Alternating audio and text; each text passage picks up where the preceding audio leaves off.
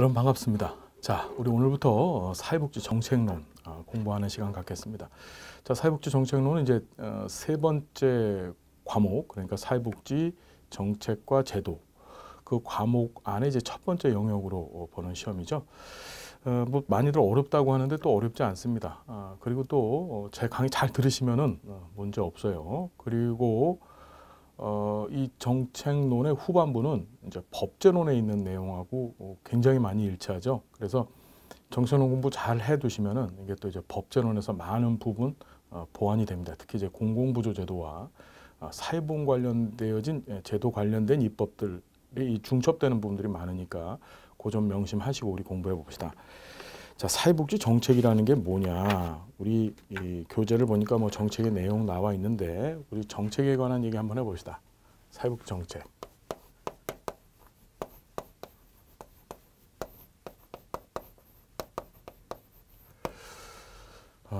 사회복지 정책이라 하면 이렇게 생각하시면 돼요.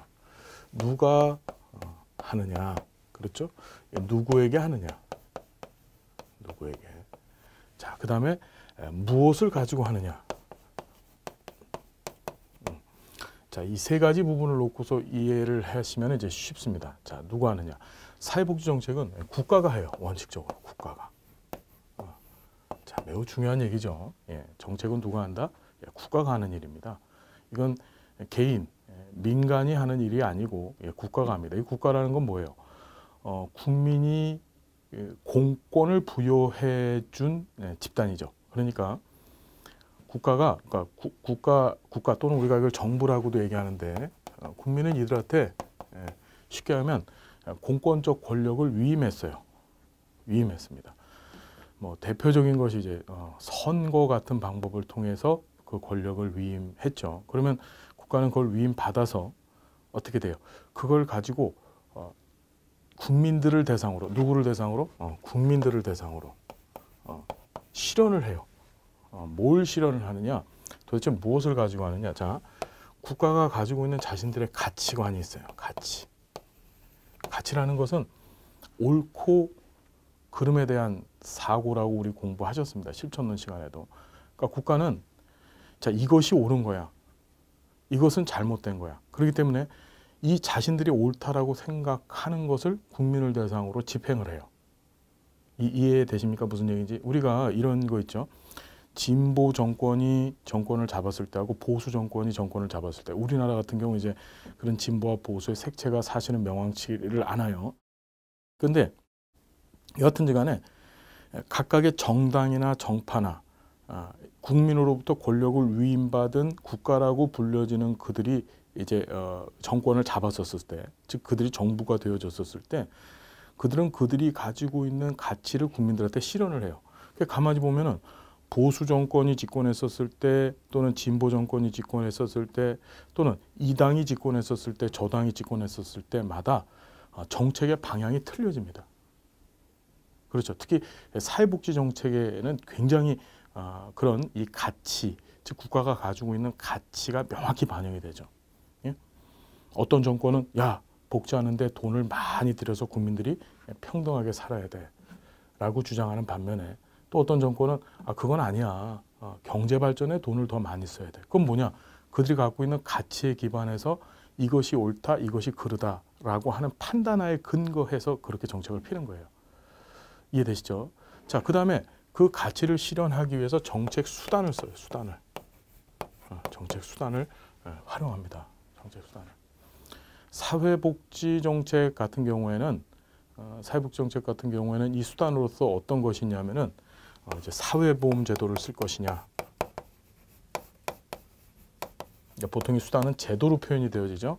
그 다음에 이제 공공부조 제도를 쓸 것이냐. 또 사회 서비스 제도를 쓸 것이냐. 이 정책 수단은 이제 정책의 방법이에요. 그렇죠. 자신들의 가치를 실현하기 위해서 어떤 특정한 수단을 사용하는데 그 수단이 이제 보험, 공공부조, 사회서비스 같아요. 이제 사회복지 쪽에서는 이런 것들을 우리가 뭐라 그래요? 이제 정책수단이라고 얘기하죠. 정책수단. 그렇죠. 정책수단 또는 정책 방법이라고 얘기하는 거예요. 자, 그럼 사회복지 정책을 이제 정리를 하자면 이런 거죠. 국가가 국민을 대상으로 하여서 자신들의 가치를 어떻게 실현하는 겁니다. 뭘 통해서? 자신들이 가지고 있는 수단을 통해서, 정책 수단을 통해서. 이해되죠, 여러분? 그러니까 이 사회복지 정책의 주체는 국가라는 거예요. 다시 이 국가는 또 어떻게 구분이 되어지냐면은, 국가는 자 일반적으로 정부라고 얘기해지는데, 이 정부는 중앙 정부와 지방 정부로 구분이 되어져요. 이게 전부 국가입니다. 이게 국가예요. 그렇죠. 이해되시죠, 여러분? 그러니까 다시 정리하면은 중앙 정부와 지방 정부라고 불려지는 이 국가는 국민을 대상으로 해서 자신들이 가지고 있는 가치, 그렇죠? 그것을 정책 수단을 가지고서 실현하는 게 그게 바로 이제 사회복지 정책입니다. 사회복지적 가치를 실현하는 거죠. 이해되나요? 그래서 우리는 이 정책론에서요, 뭐 공부하시냐면은 이 국가가 뭐냐에 대해서 얘기할 거고요. 그 다음에 이 국민을 바라보는 이 국가의 관점, 국민을 어떻게 바라볼 것이냐. 그래서 국민을 자녀적으로 바라볼 것이냐, 보편적으로 바라볼 것이냐. 지금 뭔지 몰라도 돼요. 하여튼 이런 관점을 이제 보게 될 것이고, 그 다음에 가치, 국가가 국민을 대상으로 해서 실현하고 싶어하는 그 사회복지 관련된 가치에 관해서 또 얘기를 할 것이고, 또 한 가지는 이제 구체적으로 그 수단들, 정책 수단들이 뭔지에 대해서 사회보험공공부조 사회서비스를 위주로 해서 우리가 공부를 해 볼 겁니다. 어떤 얘기인지 여러분 이해가 되시죠? 이게 정책론이에요. 이게 정책의 정의입니다. 우리 교재를 보니까 사회복지 정책은 사회복지와 정책의 두 용어 합성어다. 정책은 사회 구성원들이 인간다운 삶을 누리게 하는 사회복지 제도나 프로그램을 만들고 가치를 권위적인 기관, 국가가 배분하는 것이다. 그러니까 국가는 공권을 갖고 있기 때문에 자신들이 가지고 있는 가치를 국민한테 강제적으로 배분할 수 있어요. 나눌 수가 있습니다. 국민이 그 권한을 국가한테 부여해 준 거예요. 그래서 너는 너는 우리가 이런 권한을 줬으니까 우리한테 니들이 갖고 있는 가치를 실현해 봐. 보수의 가치를 실현해 봐. 진보의 가치를 실현해 봐. 니네 정당이 가지고 있는 가치를 실현해 봐. 저 대통령이 가지고 있는 가치를 국민한테 실현해 봐. 무슨 말인지 되시죠?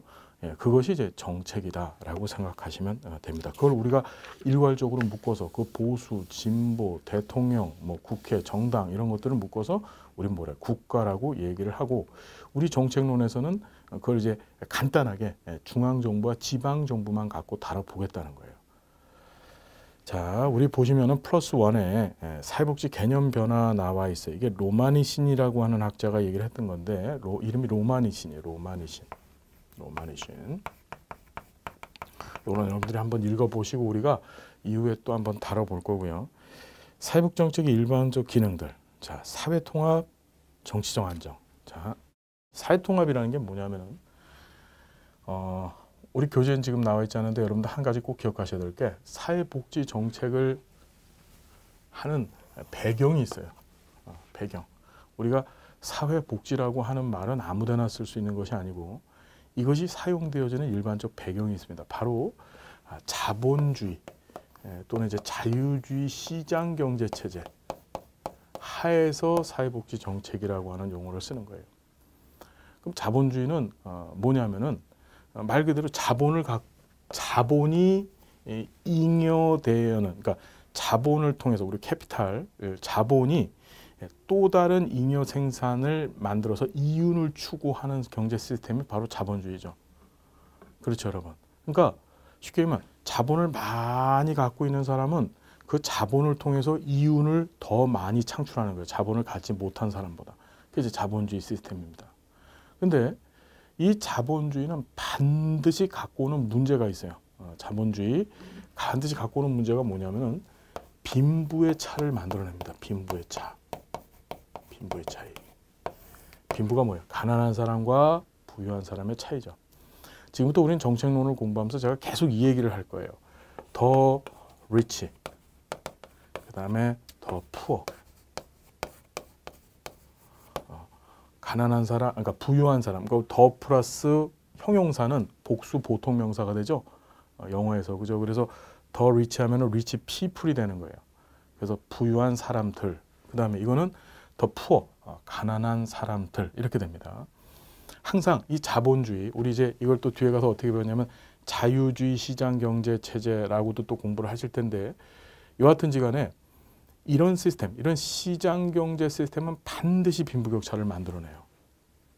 가난한 사람, 그러니까 자본을 많이 갖고 있는 사람은 부유한 사람이 되고, 자본을 많이 갖고 있지 못한 사람은 가난한 사람이 되는 구조예요.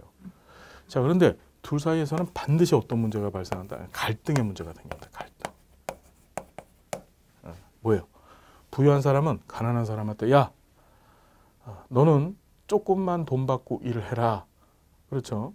가난한 사람, 부유한 사람한테, 네가 갖고 있는 것 좀 나한테 내놔라. 나 이 월급 받고 못 살겠다. 네가 갖고 있는 거 내놔서 우리 좀 평등해지자. 이해되시죠? 그러면 서로 의견이 틀리기 때문에, 서로 환경, 상황을 바라보는 환경 조건이 틀리기 때문에 서로 갈등이 발생할 수밖에 없어요. 이해되죠? 어떤 얘기인지. 자, 이때 사회복지 정책은 일반적으로 어떻게 하냐면은, 이 부유한 사람한테 네 것 좀 내놔. 아까 전에 얘기한 것처럼 정책은 국가가 공권을 갖고서 수행한다 그랬죠. 공적인 권한이 권력의 권력. 그래서 이 말을 안 들으면 안 돼요. 반드시 들어야 되는 거야. 시키는 대로 해야 돼. 그럼 부유한 사람은 자연적으로 내비뒀었을 때는 절대 자기 거 안 내놓습니다. 그런데 강제로 내놓게 만들어요. 강제로. 너 내놔. 그래서 어떻게 해요? 이 부유한 사람이 이 가난한 사람한테 자기 것을 내어줍니다. 자, 잘 보세요. 일반적으로 우리가 이 자본주의의 바탕이 되는 시장이 있습니다. 시장. 이 시장 안에서는 어떤 일이 벌어지냐면은 서로, 자, 내가 이걸 갖고 싶어요. 갖고 싶으면은 나 이거 가질게. 대신에 이것에 상응하는 가치를 갖고 있는 무엇인가를 내가 이 사람한테 줘야만 됩니다. 무슨 말인지 되시죠? 그러니까 내가 이게 100원짜리라면은 이걸 내가 갖고 대신에 이 100원어치를 상대방한테 줘야 돼. 시장은 그렇습니다. 자, 우리 그것을 뭐라고 하면, 시장 안에서 벌어지는 것을 쌍방적 거래라고 얘기를 해요. 뭐라고? 쌍방적 거래. 쌍방입니다. 뭐냐면 A하고 B가 있으면 A가 B한테 뭔가 줘야 B도 A한테 뭔가를 주는 이런 구조예요. 시장은 쌍방적 거래가 일어납니다. 이것을 우리 또 다른 말로 1차적 분배라고 얘기를 해요. 자, 중요해요. 1차적 분배, 쌍방적 거래 똑같은 얘기예요. 그러니까 시장 체제 안에서 벌어지는 거래를 우린 뭐라고 한다? 그걸 1차적 분배라고 얘기를 해요. 자, 반면에 자, 사회복지는 어떻게 되냐면, 너 부자, 너 갖고 있는 거 가난한 사람한테 줘. 국가가 나서가지고 네 걸 쉽게 하면 뺏는 거야. 너 내놔. 그래서 얘한테 그냥 줍니다. 더 푸어한테 줘요. 그러면 더 푸어 입장에서는 그냥 받죠. 자, 시장 같았으면은 거래가 일어나야 되기 때문에 부자한테 뭔가를 받았으면 얘는 어떻게 해야 돼요? 거기에 상하는 뭔가를 얘한테 줘야 됩니다. 그런데 사회복지 정책은 그렇지 않죠. 그냥 부자는 주고 가난한 자는 그걸 받고 끝내는 구조야. 대가로서 무엇인가를 그 부자한테 가난한 사람, 더 푸어가 지불하지 않아요. 무슨 얘기인지 여러분 이해가 되시죠? 자, 우리 그것을 뭐라고 하냐면 일방적, 정확히는 소득의 일방적 이전이라고 하는 표현을 썼어요. 이게 이제 영국에 이제 공부할 거예요. 티트머스라고 하는 학자가 사회복지 정책의 정의를 내릴 때 소득의 일방적 이전이라고 하는 말을 하죠. 한 방향입니다. 방향이 한쪽이야. 한쪽으로만 갑니다. 쌍방적 거래가 아니라 한쪽으로 주고 끝내는 구조예요. 이해되시죠, 여러분? 자, 그래서 이 소득의 일방적 이전을 우린 또 다른 말로 뭐라고 하냐면은 2차적 분배라고 얘기를 하고, 또 다른 말로 뭐라고 하냐면 소득 재분배라고 얘기를 해요. 자, 재분배, 리디스트리뷰션입니다. 그러니까 우리가 거래 또는 분배를 딜 또는 디스트리뷰션이라고 얘기하죠. 얘는 리디스트리뷰션이야. 자, 사회복지 정책은 뭘 하느냐? 소득의 재분배를 다룹니다. 소득의 분배가 아니라. 다시 뭘 한다고요? 소득의 재분배를 다루는 것이 사회복지 정책이다. 정의됐어요? 그래서 소득의 일방적 이전, 2차적 분배, 소득 재분배, 이게 사회복지 정책이에요. 그럼 이게 뭘 뜻하는 거라고 지금 얘기했죠? 부자가 그냥 주고 끝내는 거야. 거래가 일어나지 않아요. 가난한 사람이 부자가 낸 세금의 혜택을 받았다고 해서 그렇다고 해서 내가 부자한테 뭔가를 주지 않는 게 그게 사회복지 정책이라고요. 자, 그러면 지금 우리 사회통합 얘기했었는데 왜 그런 짓을 할까 국가가? 왜 그런 일을 할까? 왜 소득의 일방적 이전, 2차적 분배, 소득 재분배를 왜 할까? 이유가 뭐예요? 이 사람과 이 사람, 우린 같은 공간 안에 살고 있어요. 한 나라 안에 더 리치도 살고 더 푸어도 같이 살고 있단 말이에요. 둘 사이에 뭘 이루기 위해서? 통합을 이루기 위해서 하는 거예요. 통합을. 만일에 그런 소득의 일방적 이전이 없다라고 한다면, 즉 소득 재분배가 없다라고 한다면 이 사람들은 이 사람한테 계속 요구하다가 야, 안 내나? 그럼 내가 이제부터는 폭력적으로 갈 수밖에 없어. 사람들이 모여서 이 더 푸어들이 모여가지고 이 소집단인 작은 집단인 이 자본주의 이 더 리치들을 향해서 돌격 앞으로를 합니다. 그게 바로 공산주의 혁명이죠. 무슨 말인지 되세요? 그러니까 가만 내비두면 폭발해요. 그렇죠. 그게 이제 칼 막스라고 하는 사람이 자본론이라고 하는 책에서 그런 얘기를 했죠. 자본주의는 궁극적으로 결국에 가서는 이런 혁명으로 종결될 수밖에 없다 그랬어요. 왜? 부자들은 자꾸 안 내놓으려고 하고 반면에 가난한 사람들은 자꾸 받아내려고 하니까 그렇죠. 이 안에 국가가 들어가서 중재를 사회복지 정책을 통해서 중재를 해주지 않으면 결국은 어떻게 돼? 더 푸어들이 가만 안 있는다. 굶어 죽을 판인데 뭐 목숨 가릴 거 있어요? 혁명을 일으키는 거지. 그래서 만들어진 그 최초의 혁명이 1917년에 있었던 러시아의 볼셰비키 혁명인 거예요. 자, 사회통합이 뭔지 개념이 쓰셨죠. 즉 더 푸어와 더 리치가 한 국가 공간 안에서 공존하게 만들겠다는 겁니다. 뭘 통해서? 소득의 일방적 이전, 바로 시장에서 할 수 없는 것들, 2차적 분배, 소득 재분배를 통해서요. 그래야만 뭐가 되나요? 정치적 안정이 돼요. 정치적 안정이라는 것은 권력의 안정이죠. 그래야만 어떻게 됩니까? 정권이 흔들리지 않고 그 권력이 흔들리지 않고 유지될 수 있는 거예요. 이건 맨날 혁명이 일어나 봐 뒤집혀지고 저럽혀지고 그죠? 예. 자, 그다음에 사회 문제 해결, 사회적 욕구 충족. 자, 중요하죠. 당연한 겁니다. 사회복지 정책을 통해서 사회 문제를 해결하고 또 사회적 욕구, 사람들이 바라는 욕구를 충족시켜 줄 수 있어요. 개인의 자립성장, 잠재능력 향상을 통한 재생산을 보장합니다. 매우 중요한 얘기고 시험에 자주 등장하는 건데 사회복지 정책의 궁극적인 목적 중에 하나가 바로 이겁니다. 바로 개인 스스로 자립할 수 있게 하겠다는 거예요. 무슨 소리냐? 내가 시장 체제 안에서 우리가 지금 배웠죠. 우리 사회복지라고 하는 말은 이 시장, 자본주의, 자유주의 이 경제 시스템 안에서 사용하는 용어라고요. 시장 안에서는 내가 내 삶을 내 스스로 일구고 살아야 돼요. 근데 어쩌다가 나한테 어떤 사회적 위험이라고 불려지는데 그런 위험이 딱 닥쳐서 그것 때문에 내가 어떤 일정 순간을 내 스스로 내 생존을 보장하지 못하는 사태에 빠질 수도 있어요. 예를 들어 내가 병에 걸린 거예요. 병에 걸렸어요. 병에 걸려가지고서 밖에 나가서 근로를 못합니다. 일을 못하니까 생사를 못하겠죠. 그때 국가의 사회복지 정책, 뭐 예를 들어서 우리나라의 건강보험제도 같은 것들이 있죠. 그런 건강보험제도를 통해서 그 사람의 병을 싹 고쳐줬어요.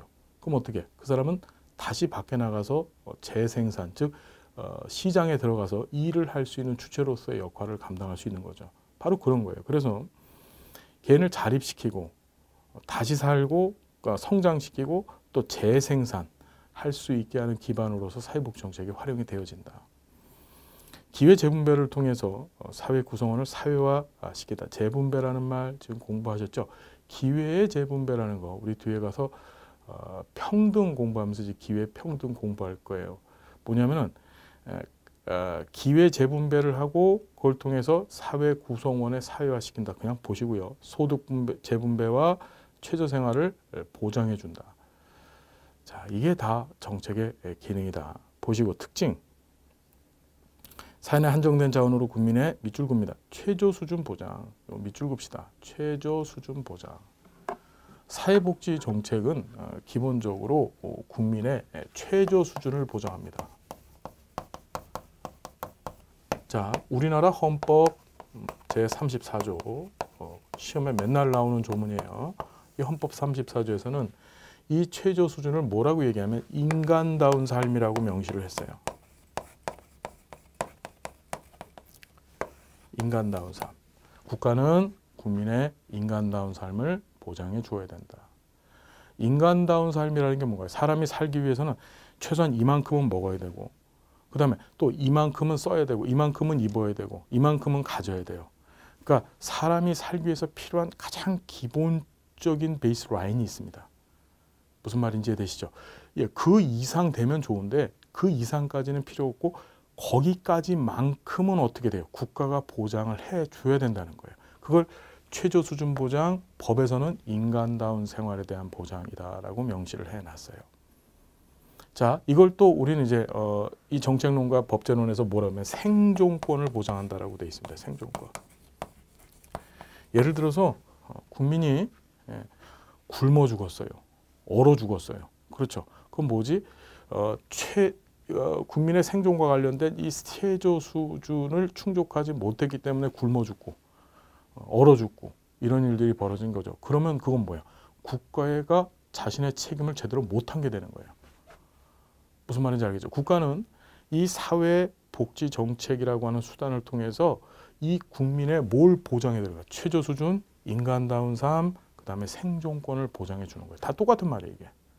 생존, 살아갈 수 있는 기본적 권리예요. 내가 숨쉬고 먹고 살 수 있는, 사람은 살려면 의식주가 있어야 되잖아요. 그것을 국가가 최소한으로는 보장을 해줘야 되는 거야. 우리나라 법 34조에 그게 명시되어져 있고 사회복지정책을 수립하고 집행하는 이유가 거기 있는 거예요. 더 잘 살고 더 행복하게 해주면 좋겠지만은 최소한 국가는 국민이 얼어 죽으면 안 되고 국민이 굶어 죽으면 안 되는 거예요. 그래서 TV에 무슨 독거노인이 혼자 계시다가 굶어 죽었습니다 이런 얘기 나오면 막 뒤집혀지잖아요. 송파 새 모녀가 빈곤을 견디지 못해서 자살을 했습니다. 이랬더니 나라가 발가락 뒤집혔었어요. 그게 뭐죠? 국가가 사회복지 정책을 통해서 해야 될 일, 바로 뭐예요? 국민의 최저 수준 보장하고 인간다운 삶 보장하고 생존권 보장해야 된다는 이것을 못했기 때문에 국가가 자기 역할을 쉽게 하면 방기한 거예요. 못한 거예요. 이해되죠? 그래서 문제가 되는 거예요. 발가락 뒤집혀 갖고서 법을 새로 만들고 어쩌고 저쩌고 리액션을 하죠. 그겁니다. 자, 사회생활을 영위하기 위한 인간의 기본적인 욕구를 충족시키거나 사회문제 해결을 위한 사회복지 프로그램을 만들어서 가치를 권위적으로 나눈다. 가치를 권위적으로 나눈다는 거 지금 얘기했죠. 지네들이 갖고 있는 가치를 강제로 국민한테 나눠버리는 거야. 너 이거 해. 이게 옳아. 우리 정부가 갖고 있는 가치가 이게 옳거든. 그러니까 너 이것대로 해. 그걸 가치를 권위적으로 나뉜다라고 하는 거예요. 보수가 집권했었을 때의 가치, 그러니까 그들이 갖고 있었던 가치, 진보 정권이 집권했었을 때의 가치, 그건 서로 굉장히 상이함에도 불구하고 국민들은 그들에게 공권력을 부여했기 때문에 그들이 시키는 대로 할 수밖에 없는 거예요. 그게 옳은 거야, 그 사람들 입장에서는. 무슨 말인지 알겠죠? 서비스 주체는 정책을 형성, 집행, 제공하는 기관이며 서비스의 객체는 국민이다. 자, 주체는 정책을 형성, 집행, 제공하는 기관. 그게 뭐야? 이거야. 국가야, 국가. 써놓으세요. 국가예요. 정책은 국가가 하는 거예요. 국가라고 써놓으세요. 네. 정부 또는 국가. 인간의 존엄성과 사회연대의식을 기초로 사회통합과 질서유지를 목적으로 한다. 질서유지 위에서도 나왔었죠. 질서유지. 그러니까 이게 정치적 안정하고도 같은 얘기입니다. 질서유지. 국민들 사이에 그냥 편안한 흐름이 있어야 된다는 거야. 갑자기 전복이 되고 뒤집히고 혁명이 일어나고 이런 일들이 있으면 안 된다는 거죠. 시장 실패를 시정하고 자원 배분의 효율화 기능을 수행한다. 자, 중요한 것이 이제 시장 실패를 우리가 본격적으로 뒤에 가서 공부할 건데 시장이 실패했어요. 시장은 뭐 한다 그랬어요? 시장 안에서 쌍방적 거래가 일어난다 그랬었죠. 근데 이 안에서 무슨 일이? 반드시 빈부격차 발생한다 그랬습니다. 이제 시장 실패의 원인들을 우리가 구체적으로 하나하나 살펴볼 거예요. 근데 가장 큰 틀은 뭐냐면 시장은 평등을 국민들 전체를 평등하게 해줄 수 없어요. 시장의 가장 큰 문제예요. 그게. 평등하게 해줄 수 없다는 거. 무슨 말인지 알겠죠? 자, 그것 때문에 국가가 시장 안에 개입하는 것이 어떻게 당연화된 겁니다. 그래서 이걸 뭐라고 하면은 시장 실패로 인해서 국가가 시장 안에 개입해요. 시장은 그냥 쌍방적 거래, 우리끼리 계속 쌍방적 거래하면 좋겠어. 이게 시장인데 거기에 국가가 들어가서 아니야, 일방적 이전해 라고 강제로 어떻게 부자들 것을 뺏어서 가난한 사람한테 소득의 일방적 이전을 해요. 어떤 얘기인지 여러분 정리가 되시죠? 그러니까 그럼 부자들이 너 왜 우리한테 강제로 와갖고 이 짓 해? 그때 국가는 뭐라고 하면 시장이 실패했기 때문에 그 시장에 쌍방적 거래 갖고서 안 되니까 니네들한테 일방적 이전하기 위해서 우리가 개입한 거야 라고 정부의 개입의 당위성을 시장한테 설명하는 거예요. 그게 바로 시장 실패입니다. 다시 정리하면은, 쉽게 얘기하면은 사회복지 정책을 할 수 있는, 즉 국가가 시장 안에 개입하는 가장 근본적 이유가 시장이 실패했기 때문에 그런 거예요. 마켓 페일리어. 이 시장이라고 하는 개념이 바로 뭐예요? 자본주의의 상징이죠. 우리가 이걸 또 자유주의라고도 얘기할 건데 상징입니다. 소득분배 공부하셨고요. 개인의 자립, 자활정신, 정상인의 확대 목표 우리 다 공부했었던 내용들입니다. 사회연대의식에 기초해서 사회적 평등을 실현하고 사회적 적절성 확보한다. 사회봉, 공공부조, 사회복지 서비스 등의 사회복지 정책의 핵심이며 광의 개념으로 조세, 경제, 노동시장 정책 등을 포함한다. 사회복지 정책은 가치 중립일 수가 없다. 뭐야? 가치 지향적이에요. 정책은. 가치 지향적이죠. 왜? 말씀드렸어요. 어느 국가가 누가 국가가 되느냐에 따라서, 즉 누가 공권을 갖고 정권을 갖느냐에 따라서 가치 판도가 확 틀려집니다. 진보가 잡을 때랑 보수가 잡을 때랑 하는 정책 방향이 확 틀려져요. 그럼 왜 틀려지느냐? 그들은 자신들이 갖고 있는 그 가치가 옳다라고 생각하기 때문에 그 정책을 하는 거예요. 그리고 국민은 그걸 따라줘야 돼요. 왜냐하면 선거라고 하는 제도를 통해서, 시스템을 통해서 그들에게 공권력을 줬기 때문에. 그렇죠. 그러니까 박근혜 정부의 정책, 이명박 정부의 정책, 노무현 정부의 정책이 다 틀려요. 전부 다 색깔이 틀립니다. 그것은 그들의 가치가 그 정책 안에 반영되어졌기 때문에 그렇습니다. 경제 자동안전장치 기능 수행한다. 요것도 이제 뒤에 가서 공부할 겁니다. 이 자동안전장치라고 하는 개념을 공부를 할 거예요. 자, 이런 것이 있다는 거 보시고, 각국의 사회복지정책 개념, 이게 시험에 한 번 출제가 됐었어요. 이제 스칸디나비아 쪽의 정책 얘기를 하면서 등장을 했었는데, 독일, 영국 이제 계속 공부할 거거든요. 한번 읽어봐 주시고, 자, 미국도 공부할 겁니다. 읽어봐 주시고, 우리 4번에 보니까 스칸디나비아 국가 보편적 연대적 사회복지 정책, 우리 스칸디나비아 국가가 어딘지 아시죠? 우리 유럽을 이렇게 보면은 유럽이 어떻게 생겼어요?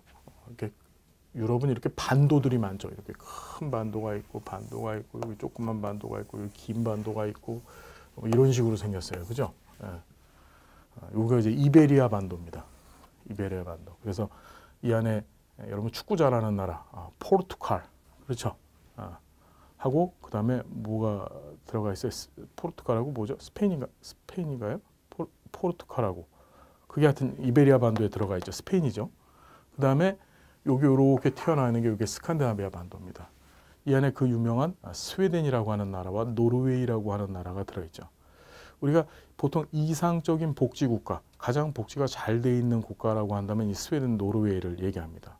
그렇죠. 요 밑에 또 유클리트 반도라고 해서 이렇게 톡 튀어나와 있는 데도 있는데, 뭐 벨기에, 네덜란드, 룩셈부르크 이런 나라들도 보통 복지가 잘 돼 있어요. 그래서 이 북부 유럽 쪽에 있는 복지가 잘 돼 있는 나라를 통틀어서 우리는 뭐라고 해요? 그냥 스칸디나비아 반도 국가라고 얘기를 하는 거예요. 자, 그래서 보면은 이 스칸디나비아 반도에 있는 국가들은 사회복지정책은 복지국가의 최고 단계로 간주된다. 직업을 불문하고 모든 시민을 대상으로 한다. 이걸 이제 보편주의라고 하는데 우리 뒤에 가서 공부할 겁니다. 농업과 노동자 계급의 대립 과정에서 농민인 중간 계급이 정치적으로 승리했고 이 시기에 사회 보험이 도입되었다. 이게 뭐냐면은 농민과 노동자 계급의 대립 과정. 이게 시험에 나왔어요. 이게 정록 동맹이라고 하는 건데.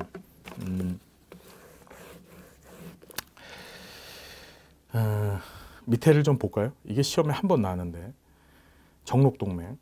스웨덴은 노동자 계급 지지 기반의 3인당이 보편주의적 복지 원칙, 농업관계와 농업보조금 지급 등 농민당의 요구를 수용해서 농민당과 연정, 그러니까 힘을 합쳤다는 거예요. 이른바 정록동맹으로 복지국가 발전의 기틀을 마련해서 이 적이라는 게 레드가 이제 노동자를 뜻하고 이 그린이 농민을 뜻해요.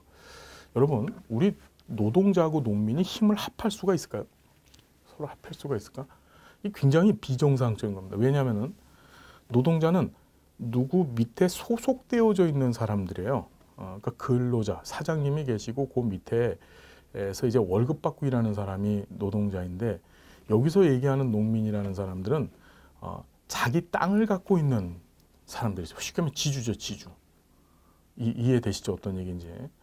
그러면 둘은 이 소유 관계에 있어서 한 노동자는 소유가 없고 그 다음에 이 농민은 소유를 갖고 있는 사람들이기 때문에 사실은 굉장히 이질적인 집단들입니다. 그런데 하나의 정치적 목적, 그것이 바로 뭐냐, 복지국가 실현이에요. 그 목적 실현을 하기 위해서 전혀 이질적인 이 노동자와 농민이 서로 힘을 합한 거야. 이게 대단한 일이에요, 사실은요. 우리나라도 보통 무슨 시위 같은 거 하고 노동운동 하면 이제 노동자, 농민의 세상을 만들자 뭐 이런 얘기하죠. 사실은 이질적인 집단입니다. 소유한 자와 소유하지 못한 자고요. 그러니까 특히 이제 이 농민은 땅을 소유하고 있다는데 그 땅이라는 것이 이제 그 자본의 가장 근본적이고 기초적인 자본이죠. 이해되세요? 그것들이 서로 이제 합쳤어요. 이유는 뭐라고 지금 말씀드린 것처럼 복지예요, 복지. 자, 그래서 정록동맹이라는 건 노동자와 농민이 서로 합해진 거다. 자, 이 정록동맹을 기반으로 해서 뭐가 됐냐면은 이 유럽은 이제 급격하게 이 스칸디나비아 반도에 있는 나라, 이 스웨덴, 노르웨이 같은 나라들이 이제 급격하게 그 사회복지국가로 변화가 됩니다. 자, 좀 복잡한 얘기들이죠. 이 정록동맹이라는 용어 좀 기억해두세요. 16회 시험 때 나왔는데 이게 뭔 소리야 라고 그랬어요. 그런데 정록동맹을 통해서, 근데 한 가지 더 말씀드리면 이 노동자하고 농민의 공통점이 있어요. 농민은 땅은 갖고 있을지라도, 즉 자본을 갖고 있을지라도 자본에서 생기는 그 잉여를 통한, 그러니까 이윤이 없죠. 이윤이 굉장히 작아요. 그런 면에서 이제 노동자하고의 공통점은 둘 다 벌이가 시원치 않다는 거죠. 그것 때문에 이제 서로 합쳐진 겁니다. 우리 둘 다 벌이가 시원치 않은데 가만 보니까 저 자본가들, 공장 운영하고 그 다음에 대규모 펀딩하는 사람들, 이런 투자를 많이 해서 돈 버는 사람들, 이런 사람들은 그 자본을 갖고서 흥청망청 산다 이거야. 떵떵거리고 산다. 그럼 우리가 어떻게 힘을 합해서 저들한테 대항해서 저들의 걸 받아서 어떻게 복지를 하는 수밖에 없겠다. 그래서 이제 정록동맹이 이루어진 거예요. 자, 다음 시간서부터 우리나라 복지제도는요, 이건 여러분들이 읽어보시고 복지가 위기에 있는 내용부터 좀 다뤄보는 시간 갖겠습니다. 자, 함께해서 고맙고요. 다음 시간 또 행복한 모습으로 만나 뵙겠습니다. 감사드립니다.